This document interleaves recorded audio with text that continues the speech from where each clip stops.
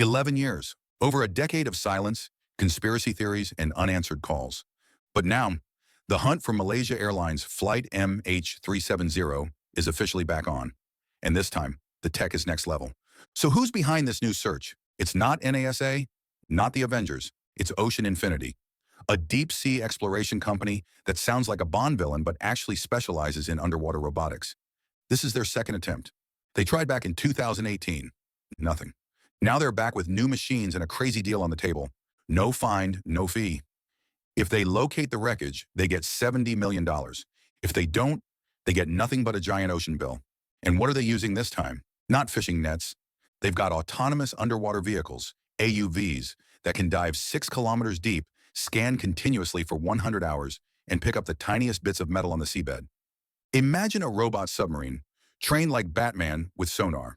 Now let's talk location. They're targeting a specific stretch of the Indian Ocean, about 1,900 kilometers west of Perth. It's not exactly peaceful. We're talking 60-foot waves, intense storms, and zero help nearby if something goes wrong. If equipment fails, you're waiting days for backup. And this mission isn't even officially locked in.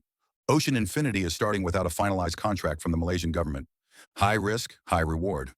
But there's a reason for the confidence. This time, the search is powered by better data, debris drift modeling, satellite handshakes from Inmarsat, and something new, WSPR, which tracks tiny radio signal distortions across the planet to estimate where the plane flew. It's complex, but it's narrowing down the possibilities. They've identified hotspots where the wreckage could be, some old, some never explored. Of course, the ocean had other plans. Bad weather already forced them to pause the mission earlier this year, but they'll resume once the climate settles down, likely in the second half of 2025. If this works, it won't just answer what happened to MH370. It could explain whether it was a malfunction, foul play, or something we never even considered. And most importantly, it could bring closure to families who've waited over a decade for answers. So yeah, one of aviation's biggest mysteries might finally get solved. By a private company, a fleet of deep-sea robots, and some absolutely wild tech.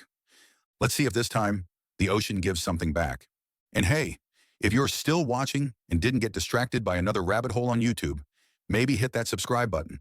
I might not solve airplane mysteries, but I will waste your time in style.